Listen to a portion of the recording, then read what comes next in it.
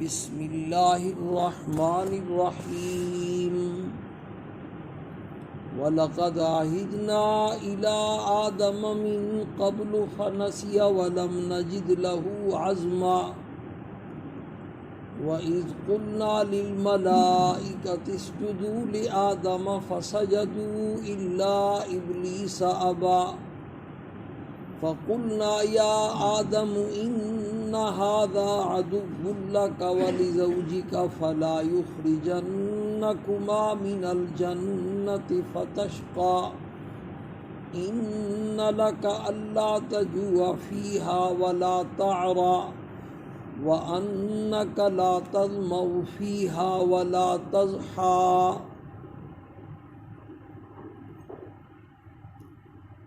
حضرت آدم علیہ السلام کا واقعہ بیان ہو رہا ہے اور اس واقعے کا یہ حصہ چل رہا ہے کہ حضرت آدم علیہ السلام نے اللہ پاک کے منع فرمانے کے باوجود وہ شجرہ ممنوعہ جو تھا اس کا پھل کیسے کھا لیا۔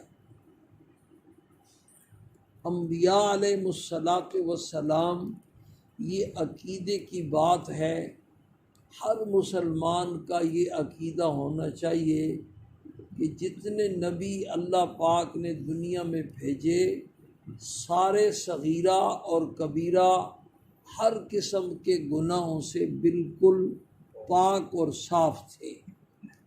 کبھی کسی پیغمبر نے کسی صغیرہ اور کبیرہ گناہ کا ارتکاب نہیں کیا۔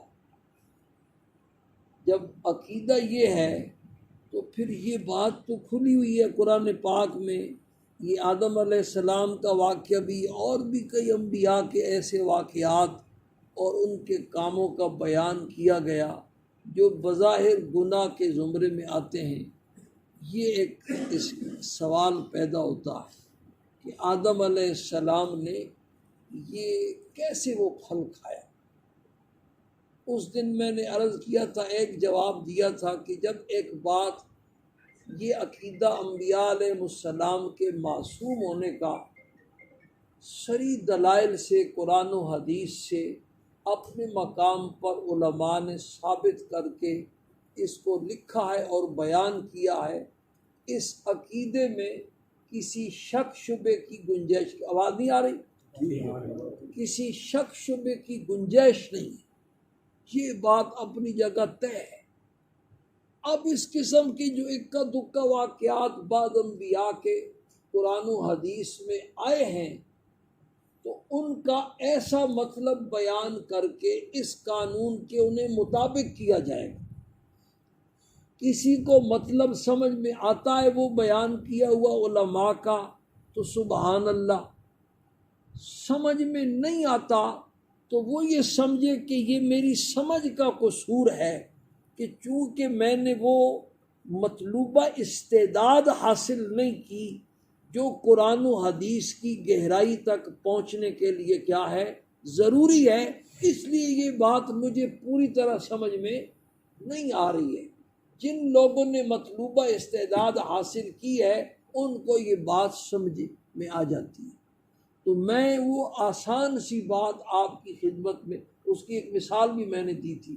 میں تو چونکہ مدرسوں میں پڑھانے والا ہوں تو وہیں کی مثالیں میرے ذہن میں ہوتی ہیں، اور بھی اس کی مثال اگر سوچی جائے تو سمجھ میں آ جائے گی۔ مدرسے والے ضابطہ بیان کرتے ہیں، بھائی 20 شوال کو داخلے بند ہیں، عید کے 20ویں دن داخلے، ہر قسم کے داخلے بند ہیں۔ پھر کبھی ایسا ہوتا ہے کہ محرم میں بھی کوئی بچہ داخل ہوتا ہے تو لڑکوں بچے میں گوئیں شروع ہو جاتی ہیں، وہ داخلے تو بنتی ہے، کیسے آ گیا؟ تو پھر اس کی تعویل کرتے ہیں کہ یہ کوئی بڑی سفارش تھی، سفارش سے داخل ہوا، یا کوئی بڑی سامی تھی جو مدرسے کو بڑا چندہ دیتی تھی تو مدرسے والے مجبور ہو گئے۔ تو اس قسم کی ضابطہ اپنی جگہ پر ہے، تو وہ انبیاء علیہ السلام کے معصوم ہونے کا عقیدہ وہ اپنی جگہ پر ہے۔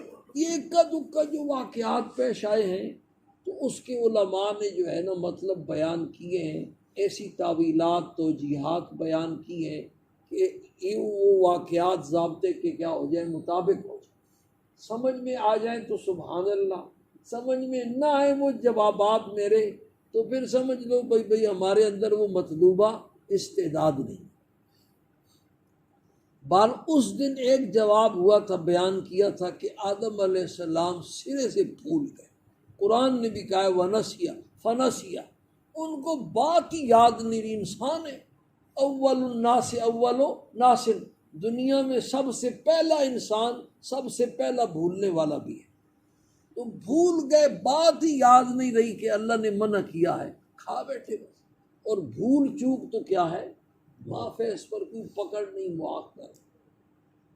دوسرا جواب جو آج آپ کی خدمت میں عرض کرنا ہے، وہ دوسرا جواب یہ ہے کہ ہماری علمی اصطلاح میں، علماء کی اصطلاح میں تو اس کو کہتے ہیں کہ حضرت آدم علیہ السلام کی یہ اجتہادی خطا تھی، اور اردو میں آپ کو سمجھانے کے لیے ہم اس کو یہ کہہ سکتے ہیں کہ یہ سمجھ کی غلطی تھی۔ ایسا ممکن نہیں کہ نبی جان بوجھ کر کے گناہ کو گناہ سمجھ رہا ہو، غلط سمجھ رہا ہو، اور پھر اس کا ارتکاب کرے بغیر کسی مجبوری کے۔ یہ عام انسانوں سے، ہم جیسے انسانوں سے تو ایسا ممکن ہے، ہم کرتے ہیں روزانہ، لیکن کوئی نبی کسی گناہ کو سمجھے کہ یہ گناہ کا کام ہے اور پھر جان بوجھ کر کے وہ غلط کام کرے بغیر کسی مجبوری کے، یہ ممکن ہی نہیں۔ تو آدم علیہ السلام کی یہ اجتہادی خطا تھی، یعنی سمجھ کی غلطی تھی۔ کیا مطلب کہ وہ سمجھے کہ یہ میں جو کام کر رہا ہوں نا، یہ گناہ کا کام نہیں ہے۔ اب ایک تو اس کی وجہ یہ بھی، مثال کے طور پر بعض نے یہ وجہ بیان کی ہے کہ آدم علیہ السلام یہ سمجھے کہ اللہ نے یہ جو کہا تھا وَلَا تَقْرَبَ هَٰذِهِ الشَّجَرَةَ، وہ ایک خاص درخت مراد تھا، اس درخت کی پوری جو جنس ہے، وہ پورا نوع جو جنت میں پھیلا ہوا ہے وہ مراد نہیں ہے، وہ ایک خاص پودا مراد۔ اور ایسا ممکن الفاظ میں اس کے اعتماد ہوتے، حدیث شریف میں آتا ہے سرکار دو عالم صلی اللہ علیہ وسلم نے ایک ہاتھ میں جو ہے نا ریشم پکڑا اور ایک ہاتھ میں جو ہے نا سونا پکڑا، اور فرمایا یہ دو جو ہے نا یہ میری امت کے مردوں پر حرام ہے۔ اب اس کا ایک مطلب بظاہر یہ بھی ہو سکتا ہے کہ ریشم اور سونے کی پوری جنس حرام ہے مردوں کے اوپر، اور ایک مطلب الفاظ سے یہ بھی نکالا جا سکتا ہے کہ وہ جو خاص آپ کے ہاتھ میں تھا نا، یہ دو امت کے مردوں پر حرام ہے، اس کے علاوہ گنجائش ہے۔ نہیں سمجھ میں آئی بات؟ آج بھی ڈاکٹر صاحب نے وہ جو تعلیم کرائی ہے اس میں ایک حدیث پڑھی تو حضرت شیخ الحدیث رحمہ اللہ نے لکھا اس حدیث کے دو مطلب ہیں، یا اس سے مراد دینے والے ہیں اور یا اس سے مراد کیا ہے، لینے والے ہیں۔ اس طرح کے مطلب ظاہری الفاظ کے اندر ان کا احتمال کیا ہوتا ہے موجود۔ تو آدم علیہ السلام یہ سمجھے کہ یہ خاص پودا مراد تھا، تو اس کے، اور شیطان نے بھی ساتھ پٹیاں میں ملائی، ساتھ پٹیاں پڑھائی کہ وہ خاص پودا تھا، یہ پوری جنس تو مراد نہیں تھی، اس کا تو کھا سکتے ہیں۔ ایک تو یہ سمجھ کی کیا تھی، غلطی تھی، اور سمجھ کی غلطی کی کیا ہوتی ہے، گنجائش ہوتی ہے۔ اور بعض نے یہ بھی لکھا کہ شیطان نے یہ بھی پٹی پڑھائی بھی، شروع میں منع تھا، اس وقت اللہ نے کہا تھا اس کے قریب مت جانا، اس لیے کہ اس وقت تمہیں زندگی ملی تھی، تو جیسے بچہ شروع میں پیدا ہوتا ہے تو دودھ ہضم کرتا ہے، پھر روٹی کا لقمہ ہضم کرتا ہے، پھر گوشت کی بوٹی ہضم کرتا ہے، پھر سب کچھ ہضم کر جاتا ہے۔ اس وقت تمہارا معدہ کمزور تھا اور اس درخت کے پھل کو ہضم کرنے کی اس میں کیا تھی، طاقت نہیں تھی۔ تو یہ اس طرح کی تو سمجھ کی جو غلطی ہے نا، وہ پکڑ میں نہیں آتی، جان بوجھ کر ایسا نہیں۔ آپ صلی اللہ علیہ وسلم غزوہ خندق سے فارغ ہوئے، گھر تشریف لائے، اور آ کر کے ہتھیار اتار دیے، غسل فرمایا، کپڑے تبدیل فرمائے۔ جبریل امین آ گئے۔ جبریل امین نے آ کر کے عرض کی، اللہ کے پیغمبر آپ نے تو ہتھیار اتار دیے، فرشتوں نے ابھی تک ہتھیار نہیں اتارے ہیں۔ تو آپ نے فرمایا پھر کدھر جانا ہے؟ تو ادھر جانا۔ بنو قریظہ کی طرف کیا کیا؟ اشارہ کیا کہ بنو قریظہ نے غزوہ خندق میں غداری کی، ان کو سزا دینے کے لیے جبریل امین نے فرمایا اللہ کا حکم ہو گیا۔ آپ نے اعلان کر دیا لا یصلین احدکم العصر الا فی بنی قریظہ، تم میں سے کوئی آدمی بھی عصر کی نماز نہ پڑھے مگر بنو قریظہ میں جا کے پڑھے۔ صحابہ بھاگ پڑے، چل پڑے، دوڑ پڑے۔ لا یصلین یہ تاکیدی الفاظ تھے، ہرگز تم میں سے کوئی بھی نماز عصر کی نہیں پڑھے گا مگر کہاں پڑھے گا؟ بنو قریظہ کے محلے میں پہنچ کے پڑھے گا۔ میں بھی آ رہا ہوں۔ صحابہ چل پڑے آگے۔ اب راستے میں عصر کی نماز کا وقت آ گیا تو بعض صحابہ کی رائے یہ ہوئی کہ بھائی آپ صلی اللہ علیہ وسلم کے ارشاد کا مطلب یہ تھا کہ چلتی جاؤ، یہ مطلب نہیں تھا کہ نماز قضا کر دینا اور وہیں جا کے پڑھنا اگرچہ نماز قضا ہی کیوں نہ ہو جائے۔ اور بعض دوسرے صحابہ کی رائے ہوئی کہ نہیں بھائی، حضور کے الفاظ تو صاف ہیں کہ عصر کی نماز بنو قریظہ ہی میں پڑھنی ہے، ہم تو بنو قریظہ ہی میں پڑھیں گے، قضا ہوتی ہے تو بے شک قضا ہو جائے۔ اب بعض نے تو راستے میں نماز پڑھ لی اور بعض کی نمازیں قضا ہو گئیں اور انہوں نے عصر کی نماز قضا کر کے بنو قریظہ میں جا کے پڑھی۔ حضور صلی اللہ علیہ وسلم جب تشریف لائے تو آپ کے سامنے یہ ساری بات بیان کی گئی۔ آپ نے کسی کا کے اوپر نکیر نہیں فرمائی کہ تم نے غلط کیا، بلکہ دونوں کی تصویب کی، دونوں نے صحیح کیا۔ حضور کے عمل ارشاد کا جو منشا تھا اس کے اوپر کیا کیا ہے؟ عمل کیا ہے۔ دونوں نے حضور کے ارشاد پر عمل کرنے کی کوشش کی ہے اپنی اپنی سمجھ کے مطابق۔ یہ جو فقہا کا اختلاف ہے نا، بعض لوگوں کے ذہنوں میں یہ صبح پیدا ہو جاتا ہے۔ رحمان صاحب میں جب بھی بیان کرتا ہوں میرا آپ کے ذہن آپ کی طرف ذہن نہیں ہوتا، موٹا سا مسئلہ بیان کرتا اس کو کہیں آپ، میں ڈرتا رہتا ہوں کہ عبد الرحمان صاحب کا میرے پیچھے پڑا ہوا۔ نہیں کوئی ایسی بات میں کیونکہ یہ میرے سارے ایک قسم کے شاگرد ہیں، ان کی تربیت کرنی ہوتی ہے۔ یہ جو فقہا کا اختلاف ہے نا، کہتے ہیں یہ صاف حدیث ہے، اور امام ابو حنیفہ نے کیوں مخالفت کی، امام شافعی نے کیوں مخالفت کی، امام مالک نے کیوں مخالفت کی، امام احمد نے کیوں۔ یہ جو ائمہ اربعہ کا یا دیگر بے شمار فقہا، ان سب کا جو اختلاف ہے نا وہ اجتہادی اختلاف ہے، اسی کو سمجھ کا اختلاف یہ ہے، کہتے ہیں۔ اور اللہ اور اس کے رسول کا منشا یہ تھا، ورنہ تو اللہ پاک یہ پورے کا پورا ضابطہ اور لکھا لکھایا بھیج دیتا کہ بھئی یہ صاف لکھا ہوا ہے، اس پر عمل کرو۔ جیسے قانون کی تشریح میں وکیلوں کا اور ججوں کا اختلاف ہو جاتا ہے، اسی طریقے سے احادیث اور قرآن کی تشریح میں بھی فقہا کا کیا ہو جاتا ہے؟ اختلاف۔ یہ ممکن نہیں ہے، جتنے فقہا تھے یہ سارے صاحب نسبت اولیاء تھے، راتوں کو جاگنے والے، دن کو روزہ رکھنے والے، عربی کے ماہر، بلاغت کے ماہر، صرف کے ماہر، نحو کے ماہر، لغت کے ماہر، قرآن و حدیث کی گہرائی کے ماہر۔ یہ ان سے ممکن نہیں کہ ایک حدیث کسی امام تک پہنچے اور وہ جان بوجھ کر کے اس کے خلاف کوئی فتویٰ دے۔ ایسا تو کوئی عام مسلمان بھی نہیں کر سکتا، اور یہ صاحب نسبت اولیاء اور بزرگ تھے، یہ ایسا کر سکتے ہیں ایک حدیث کی مخالفت کرے۔ اختلاف کی وجہ اصل یہ تھی کہ ایک اس وقت ہمارا دور تو نہیں تھا کمپیوٹر کا بٹن دبایا تو سب کچھ سامنے آ گیا، یا نشر آج سے کچھ دیر عرصہ پہلے نشر و اشاعت کے کتب خانے موجود تھے، کتابیں لکھی ہوئی موجود تھی۔ ایسا نہیں تھا اس زمانے میں۔ یہ سارا سینہ بسینہ کئی صدیاں کیا کرتا رہا ہے؟ چلتا رہا ہے۔ ایک امام تک ایک حدیث پہنچی یا تو وہ حدیث دوسرے امام تک پہنچی ہی نہیں۔ آئی بات سمجھ میں؟ کیونکہ ایسا زمانہ تو تھا نہیں، یا وہ حدیث اس امام تک تو پہنچی، لیکن پہنچانے میں جو لوگ واسطہ بنے تھے وہ واسطے اس کے نزدیک مخدوش تھے۔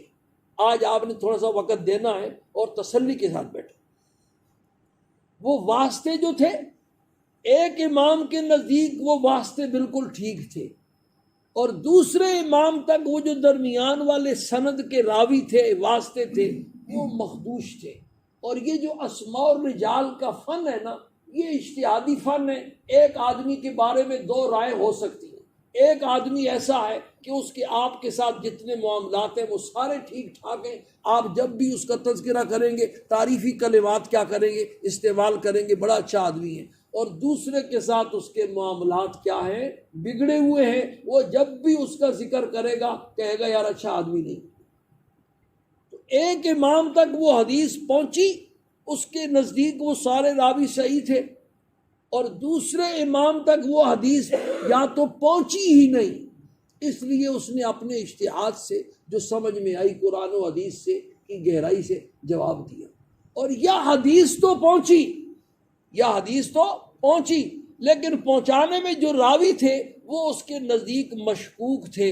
تو مشکوک آدمیوں کی بات قول رسول کے طور پر کیسے وہ سمجھ لیتے؟ اور یا راوی بھی صحیح تھے، حدیث بھی پہنچی اور راوی بھی کیا تھے، صحیح تھے، لیکن اس کے پاس ایک اور حدیث پہلے سے پہنچی ہوئی تھی جو اس حدیث سے کیا کر رہی تھی، ٹکرا رہی تھی۔ تو جب دو حدیثیں آپس میں ٹکرا جائیں تو اصول اذا تعارضا تساقطا، پھر دونوں پر عمل نہیں کیا جائے گا، پھر اس کا کوئی حل نکالا جائے گا۔ وہ اب لمبی بات ہے، وہ آپ کی سمجھ میں آنے والی بات نہیں، وہ حل علماء نے نکالے۔